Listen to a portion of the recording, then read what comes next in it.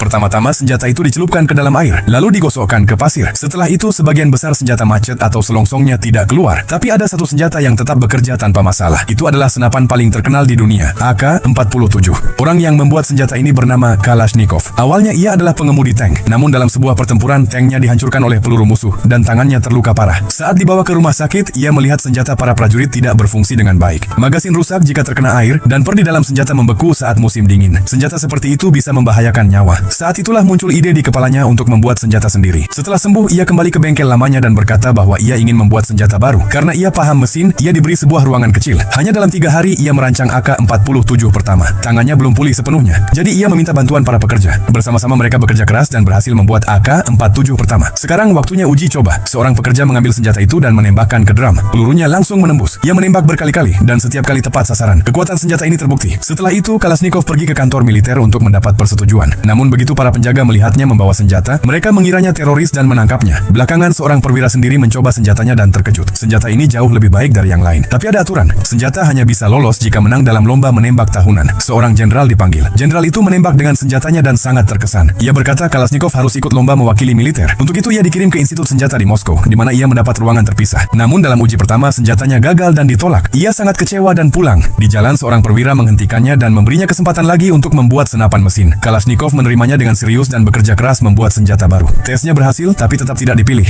Ia merasa hancur. Saat itu berita datang bahwa Jerman menyerah. Perang berakhir. Semua orang bahagia, tapi Kalashnikov sedih. Ia merasa senjatanya tidak dibutuhkan lagi. Ia menemui perwira dan berkata ingin pulang. Perwira itu diam-diam memberinya sebuah kertas yang menyatakan bahwa pembuatan senjata masih penting. Ia pun kembali bekerja. Dari kesalahan sebelumnya ia belajar dan menciptakan senjata baru. 2 tahun kemudian AK-47 baru selesai. Untuk pertama kalinya ditembakkan ke drum dan setiap peluru tepat sasaran. Ia sangat senang. Tiba-tiba para penjaga datang. Karena melakukan uji coba tanpa izin, ia ditangkap. Tapi Kalashnikov tersenyum karena yakin pada karyanya. Ia dibawa ke hadapan jenderal. Jenderal itu juga seorang perancang senjata. Kalashnikov dengan cepat membongkar senjatanya dalam hitungan detik, semua bagian terpisah. Jenderal sangat kagum. Ia belum pernah melihat senjata yang begitu sederhana dan kuat. Jenderal itu mengizinkan AK-47 ikut kompetisi. Akhirnya lomba dimulai. Semua senjata dicelupkan ke air, lalu digulingkan di pasir. Sebagian besar senjata macet. Saat giliran AK-47 tiba, senjata itu menembak tanpa henti. Tidak ada satupun tembakan yang meleset. Kalashnikov menang dan produksi massal AK-47 dimulai. Pada tahun 1949, saat parade, ia melihat setiap prajurit membawa senjata yang ia ciptakan. Dadanya membusung dengan bangga. Walau AK-47 tidak dipakai dalam perang itu, kini lebih dari setengah negara di dunia menggunakannya. Senjata ini tidak hanya menjadi senapan paling banyak digunakan, tapi juga penyebab paling banyak kematian. Namun ingatlah, senjata tidak pernah salah. Yang salah adalah orang-orang yang menyalahgunakannya.